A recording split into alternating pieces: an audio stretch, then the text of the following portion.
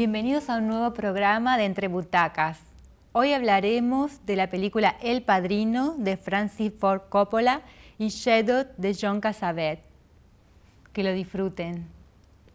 Y estamos con el director de cines Ulises de la Orden, director de Tierra Adentro y Río Arriba. Muchas gracias por venir, Ulises. Y bueno, vamos a hablar de esta película de Francis Ford Coppola del 1972, que bueno, después fue una trilogía, la gran película El Padrino, ¿no? Que es un libro de Mario Puzo de 1969. ¿Y qué nos podés decir de esta película? Bueno, yo creo que hay una épica también narrada en El Padrino, que las hace, o por lo menos el primer Padrino, pero que las hace muy interesantes y muy... como la épica de lo actual también, ¿no?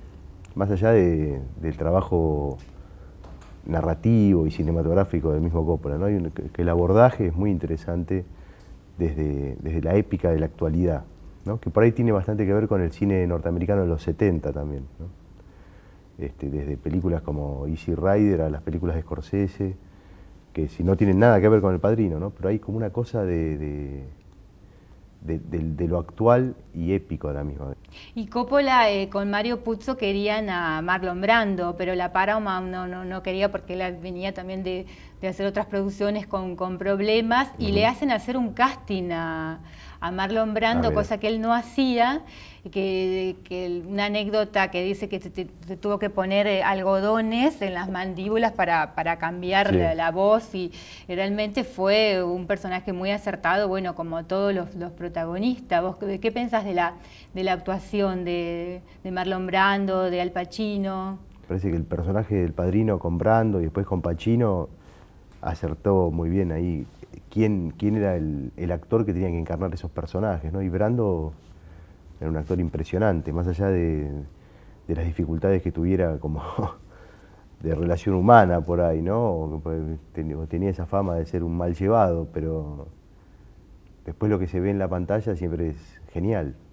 Estamos con Diego Trerotola, que es crítico de cine, redactor del Amante, para hablar de Roma, Ciudad Abierta, ¿no? Una película de Roberto Rossellini del año 1945, que con esta película nace el neorrealismo italiano, ¿verdad? Sí, así es.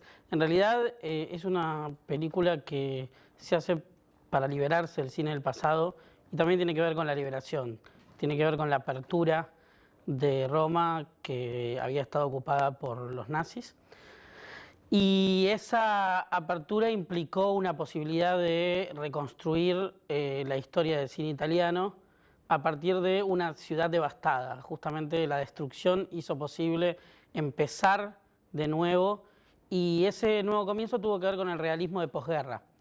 En realidad, la guerra, entre las pocas buenas cosas que trajo, fue una suerte de entrenamiento de los camarógrafos en los frentes de batalla, y ese entrenamiento hizo que alrededor del mundo naciesen nuevos realismos. La verdad, muy interesante. Ahora vamos a hacer un pequeño corte y seguimos hablando aquí con Diego Trerotola. Seguimos aquí Entre Butacas con Diego Trerotola y vamos a hablar de la Nouvelle Vague, ¿no? De esta película Sin Aliento, A Bout de Souffle, de Jean-Luc Godard.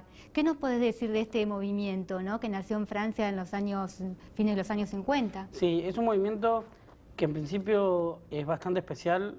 Primero fue un movimiento espontáneo, pero que sí tenía un background común que unía a todos los directores. En principio, la cinefilia. En Francia se creó la primera cinemateca, digamos, articulada del mundo.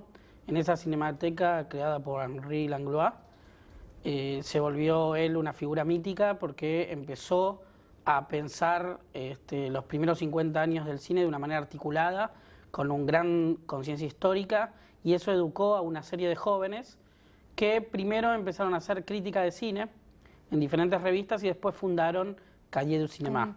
André Bazin, ¿no? André Bazin era como el padre de la generación, digamos.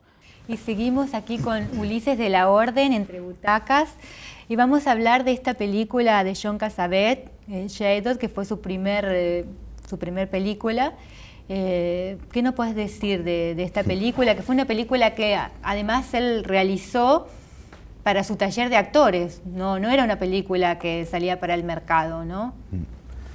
Es interesante para mí la experiencia de Cassavet como independiente, ¿no? A mí es como un militante del cine independiente. El tipo siempre transitó ese camino y aparte tiene como una construcción estética de la independencia de los estudios puntualmente en Estados Unidos, ¿no? Y creo que eso se refleja también estéticamente, ¿no? En cómo él pone la cámara, cómo filma lo que está haciendo, ¿no? Y creo que por ahí hay lo más interesante de Cassavet viene por ese lado, ¿no? Y bueno, en el caso de Shadows, la misma historia. Bueno, muchas gracias, Ulises, por habernos acompañado en este programa y nos vemos el próximo programa, aquí, Entre Butacas.